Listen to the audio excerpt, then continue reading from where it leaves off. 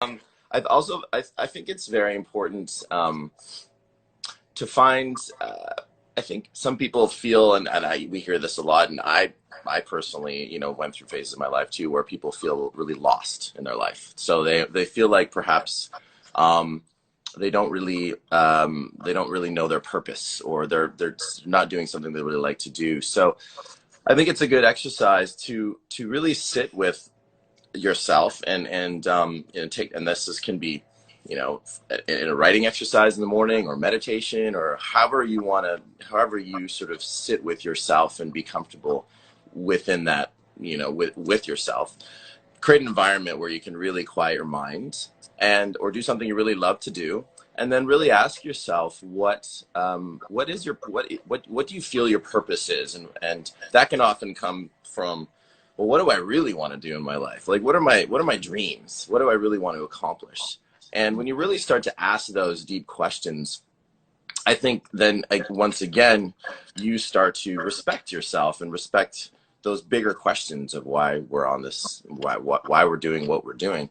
And if it doesn't really, and if the answer comes up of something else than what you're currently doing, then you can start to figure out ways. Well, how can I shift my life to actually go in that direction?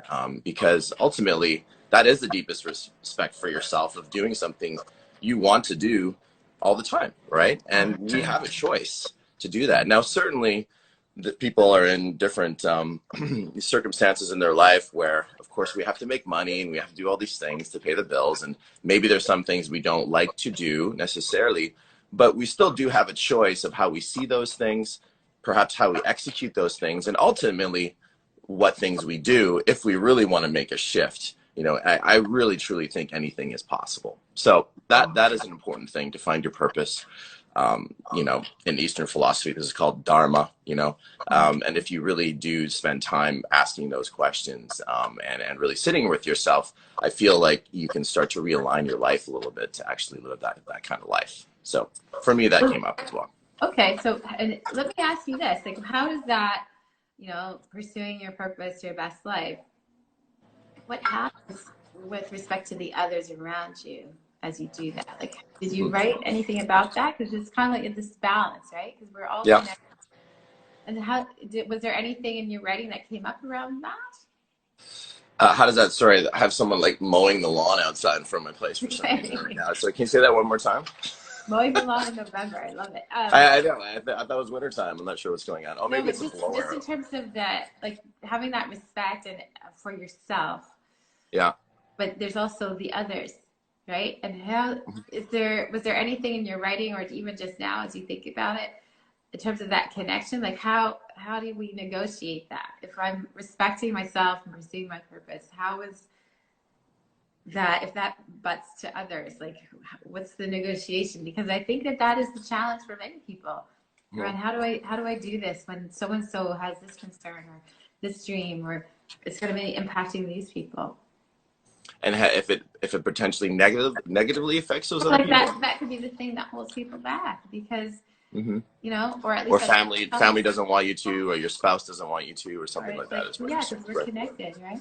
So was there anything about that came up in terms of well, ultimately, yes. Thank you. That's actually a really good question. I think ultimately, when you do choose something that you truly want to do, you also, going deeper, is to really ask, well, how does that affect people around me at the same time? So ultimately, making a very selfish choice of something you really, really want to do, but then, it annihilates the world around you. Obviously, that probably won't be the best choice, right? And I'm gonna get into another point that sort of connects that as well, as what was why.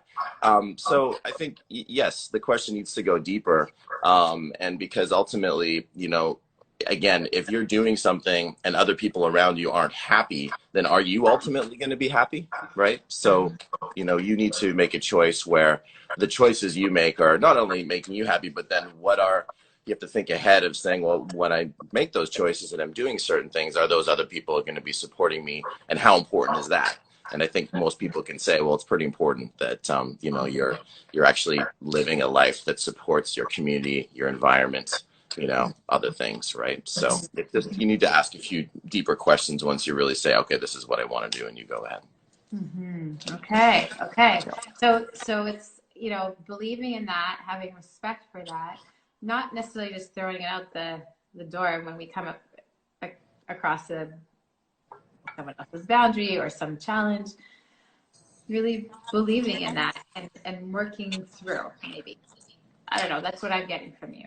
Yeah, for sure. I mean, I mean, I made a big choice in my life to change from just for a personal example from being a business guy, finance guy, and then I was just not it wasn't fulfilling me, from the inside out. But I also felt like I wasn't really being my best self to others at the same time. So I decided to make a choice and take a creative path in my life. So, I really thought that through, even from the earliest childhood. What I really loved to do and what really got me going, and it was actually performing. It was entertaining. I love it. I feel that's my purpose, to share that kind of, spread that kind of love. And so, but then I realized that, as soon as I started doing it, I realized, wow, it's actually, other people are happier around me. I'm contributing in a different way, which I feel, has helped more potentially than I would have if I stayed in corporate America. So I think if you really align yourself to something you truly, truly want to do and believe, I just, from my experience anyways, and from a lot of people I talk to, a lot of those other things line up. And there is that respect for others because you're truly in your power. Yeah, absolutely. And this is the irony, right? That the initial thing would be, oh my goodness, I'm doing this to comply with what I'm supposed to do, which is really making other people happy. And then you realize all of the pain that comes with that because there's something that you're not serving that is so strong within you that you're not respecting. Mm-hmm. Taking the scarier, what could be the scarier path, but the only one that is now available because it's just that bad. We just need to start and go and realizing, I mean, look at what this path has led you to. I mean, you've impacted the lives of tens, hundreds of thousands of people Mm-hmm. with these amazing teachings that bring people into respecting themselves even more and others. So we sometimes don't know how, we can't necessarily see how serving what we feel called to do and really respecting that can have that beautiful impact. It's an act of faith, but I so appreciate you sharing that now. That's a good way to put it.